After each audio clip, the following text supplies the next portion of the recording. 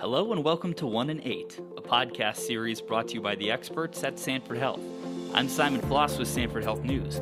1 in 8 is a podcast geared toward increasing breast cancer awareness, as 1 in 8 women will be diagnosed in their lifetime.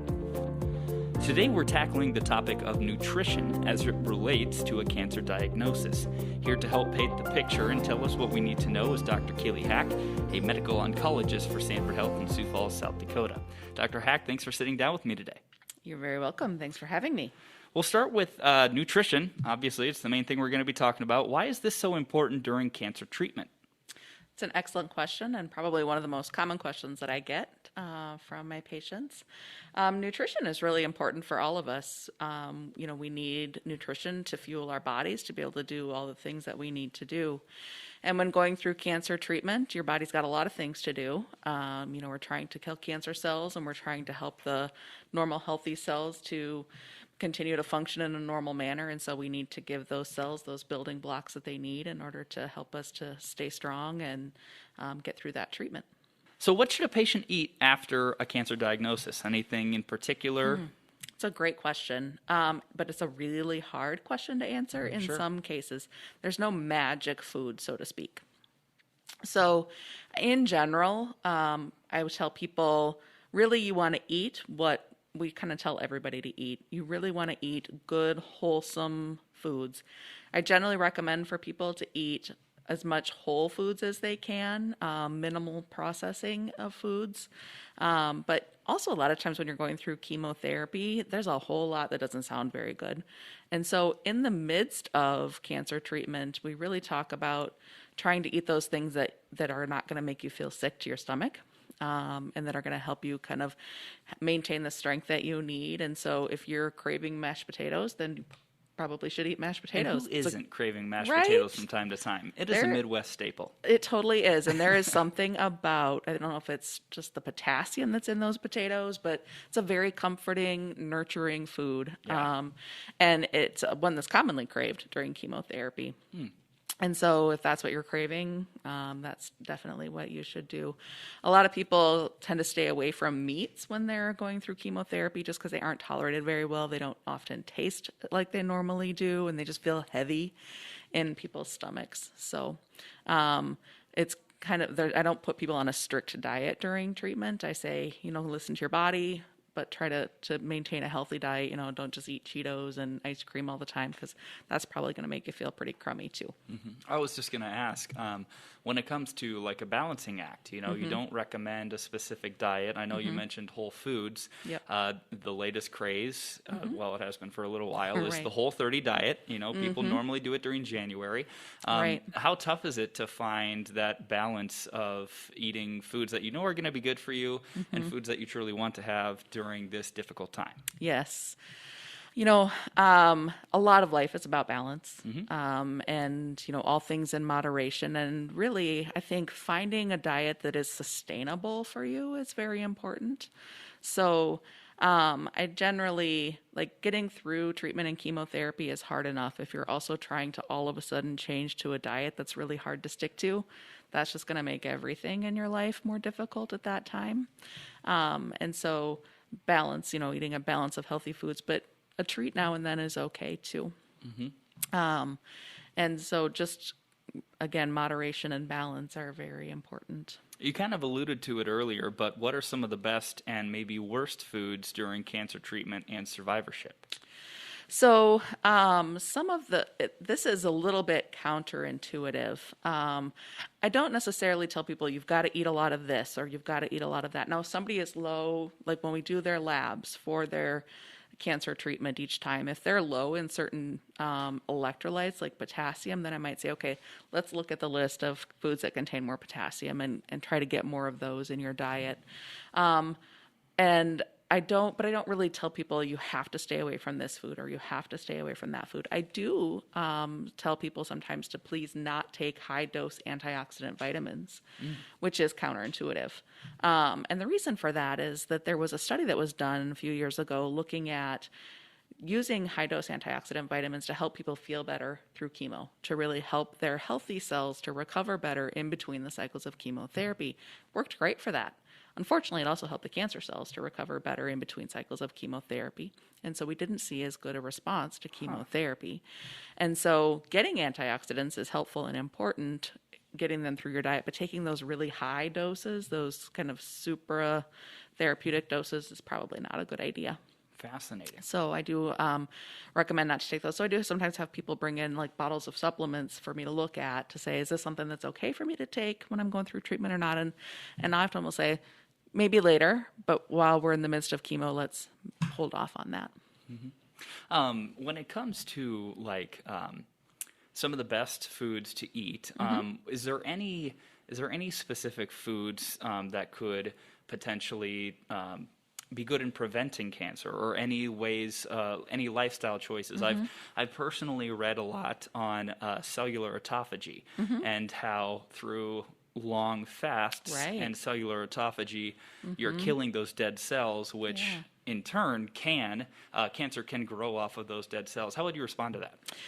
So, kind of That's couple a whirlwind things. question, I right. know, There's yeah. a couple questions in that question, I think. So, one thing that I would say about a lot of the studies that we have as far as nutrition in cancer is it's hard to come to a really conclusive outcome with those studies because there's so many other variables. I mean, like with a medication, you have two groups and you put one group on the medication and the other is not, and you can try to control for a lot of other things. With diet, it's usually self-reported. People eat a variety of foods, and so it's really hard to pinpoint what the effect of one particular food is or isn't. There have been studies looking at that, and so some studies will show that maybe one food A has a benefit, and then another study might show that that same food A is a problem. And you don't know, boy, is it due to other things about their diet and the people on that study. So it's really hard to sort that out. There have been recently a lot more studies about intermittent fasting, kind of those prolonged fasts, and whether that's beneficial, is that detrimental? The jury, I think, is still out. There is some exciting data in some types of cancers that intermittent fasting may be beneficial. I think the most research we have on that right now is actually in glioblastomas, which is a type of brain tumor. It's being studied in breast cancer. We don't have conclusive data yet as to whether it's beneficial or harmful. So I don't, like when I'm meeting with somebody when they're first diagnosed, I don't tell them to go start a fasting program. Yeah, but if somebody's already doing fasting, then I say, I think it's probably okay that you keep doing that through your treatment if you feel well. But sometimes it's hard to do that during treatment because with the nausea that goes along with chemotherapy, often that nausea is better controlled if you have a little bit of something in your stomach. For women who've had morning sickness before, they kind of will say, yeah, this feels a lot like morning sickness, where if you have just a little bit of something in your stomach all the time, it's a lot easier to control that nausea. So trying to do a fasting program when you've got this nausea, that's better if you got something in your stomach. It doesn't go together terribly well. Well, and in addition, correct me if I'm wrong here, I mean, fasting can produce a lot of added stress on your body. It can, yep, but it also turns on certain cellular programs that aren't on when we're in the fed state. And so that's where the jury's out, is to say, is that protective or is that harmful when your body's also... So I will refrain from saying absolutely one way or the other because we don't know yet. Sure. But Man, it's fascinating, right? It's super fascinating. There's a lot of...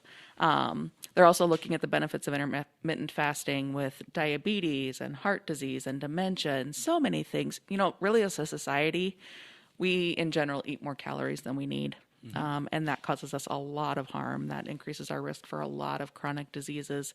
And so if intermittent fasting is kind of one way to break that cycle, then there's a lot of potential benefits to that. Let's talk now about how different treatment options impact appetite and diet recommendations. Yeah. It varies a lot if we're really focusing on breast cancer. So a lot of times when I'm meeting someone and we're talking about starting chemotherapy, and there's this kind of idea that there's going to be weight loss through chemotherapy, and that actually is usually the opposite of what happens. A lot of times people will kind of slowly gain weight through chemotherapy. So after each dose of chemotherapy, like when we're doing an IV chemotherapy every 2 or 3 weeks, when there's that nausea and the fatigue and just the feeling like you've been hit by a truck for the week or two or however long that lasts, usually the appetite is pretty suppressed. And then as you start to feel better and your body's like, oh, I got to make up for that. And then the appetite comes back. And so you kind of have this up and down cycle. And each time you kind of go back up, you might have a little bit more weight that you regain each time. And so by the end of chemo, you're up a little bit. With breast cancer, we also use a lot of hormonal therapies, and those are more long-term. That's 5 or 10 years or sometimes more, and different whether we're talking about the curative setting or if we're talking about maintaining metastatic disease. But those are treatments that can affect the metabolism, they can affect appetite, and so we can see a lot of weight gain with that too. Not necessarily a lot for everybody. Some people have no weight gain. Some people have a little bit. Some people have a fair amount of weight gain with that. And that is hard. I often tell my patients, if I knew the secret to sustained weight loss, I would be very wealthy. I mean, the diet industry is multi-million-dollar, billion-dollar industry, because it's really a hard thing to overcome. So. I know you said you don't recommend too many high antioxidant supplements or things like that, but are there any nutritional supplements that you would recommend during cancer care? I generally recommend that people avoid supplements unless we can see on their labs that they really need something. Potassium or magnesium are the most common things that we will recommend to supplement with during treatment. Because those are ones that we tend to use up more of as we're going through treatment with the processes that go on in the body during chemo. We can really see the potassium and the magnesium go down. I also do recommend often to use a calcium supplement during treatment because of the effect that their treatments can have on the bones. Now we have to be a little bit careful of that if people have kidney disease or if they have heart disease and have a lot of calcium in their vessels. But those are the things that I recommend most commonly. Do you have any tips for caregivers specifically? One tip for caregivers is find help. So for respite, caregiving is a hard job. And so making sure that you have a backup of somebody who can help you out when you just need to do some self-care and make sure that you're getting your own nutrition, that is very important and really helps with longevity. You know, when you get on a plane, they say, put your own mask on before you put the next person's help the next person with their mask. And caregivers really need to do that too. As first kind of focusing on nutrition for caregivers, it's kind of the same things, trying to get that good quality nutrition in. Now that's hard to do. I mean, it's a lot quicker and easier to get a bag of Cheetos than it is to, prepare a meal that's made from fresh whole vegetables, and it's also more expensive to eat and to cook that way. I think there are more options available now than there used to. There are more restaurants that offer that. There are more kind of food delivery things that are available for that. So. I've heard really good things about HelloFresh. I have too. But so when it comes to caregivers too, I mean, would you have any tips for them when it comes to helping their patients along the journey of nutrition through the cancer diagnosis? Yeah, that nutrition is often a source of stress in a patient-caregiver relationship and dynamic. Oftentimes, if someone who's going through cancer is not hungry, and that causes a lot of distress for their caregivers because they feel like I need to make sure that you eat. I got to make sure. And so there's sometimes a lot of, pushing to say you got to eat this and a lot of pushback to say I don't want to, I don't need it. And so as we've seen more data with intermittent fasting coming out, I have been a little bit less aggressive in saying you got to eat, you got to say, if your body's saying no right now, then listen to your body. And it's okay to skip a meal if your body's going to say, okay, I need that later. In most situations, not in all situations, and that's definitely something that I would talk with your doctor about, but that can be okay sometimes. And, for people who are really having a hard time tolerating kind of anything, making sure hydration is there, that's very, very important. Making sure that your kidneys can work well enough to flush out the toxins, that are accumulating as we're doing treatment. We also can provide recipes for different shakes and smoothies that have a good high protein content. We have some tips that we can give people for making like a high protein jello, where you just mix, basically it's egg white protein powder with jello, and that makes a high protein jello. So you can get a little bit more of that, muscle maintaining nutrition in something that's not so heavy and difficult to tolerate. And the other thing is, never hesitate to ask for help.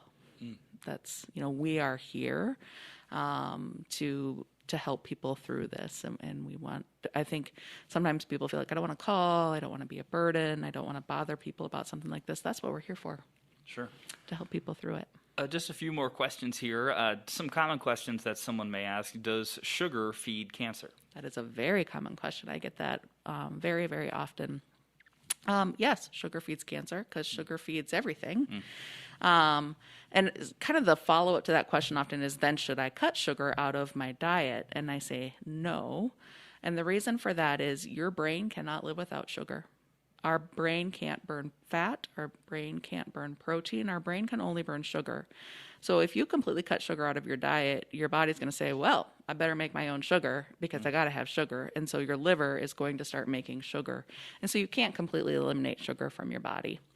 Now, I don't recommend eating like ice cream and donuts and cookies every meal of the day because sometimes sweets are what's better tolerated, like taste better and things. But having a little bit of a treat here and there is okay. As I said, moderation is very important. So I typically say, try to get a lot of good nutrient-dense foods. Your vegetables and your lean proteins and your fruits have more nutrient density than processed sugars, and so we try to lean toward those more. But I don't recommend to people to like do everything they can to eliminate every bit of sugar because it just isn't worth it. What about soy? Is that safe? Soy is a good question too, and I get that often too. And that's another area that's a little bit hard to sort out. So generally, what we recommend is, whole soy, so tofu or other, whole sources. Up to 3 servings a day is probably okay. I do tend to recommend that people try to avoid the really processed, like the soy powder protein or those things. We try to avoid that. But whole food sources of soy is thought to be safe. A-okay. Yeah. How do you treat nausea? We have a lot of ways of treating nausea. I'm so thankful that we have come such a long way in how we are able to treat nausea.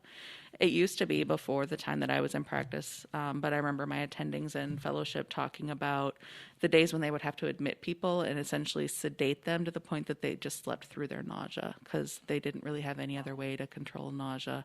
And we have come so far from that. So we really tailor our nausea treatment to how high the risk of nausea is with a chemo regimen and how prone somebody is to likely develop nausea. So we know that people who are more likely to get motion sick or who had a lot of morning sickness with pregnancy and some other things, that they're more likely to have nausea. And we know that certain chemotherapies like adriamycin or cisplatin, those are more likely to cause nausea too. And so in people who are really at high risk to get nausea, we give usually 3 or sometimes 4 anti-nausea medicines in an IV before the chemo is given. We have people take a medicine called Zyprexa at bedtime for 4 days after chemotherapy. We sometimes also have them take a steroid in the morning for 3 days after chemotherapy, and then we give them usually a couple different prescriptions for nausea medications to have on hand if they need it. We also, as I said, often recommend to have a little something in their stomach kind of all the time. I often tell people it's a good idea, as long as you don't have a dog that will steal them, to have some crackers on your nightstand so that when you first wake up in the morning, you can just pop a cracker or 2 in and just get something in your stomach to get it settled. Nausea is easier to control if we stay ahead of it than if we try to catch up to it.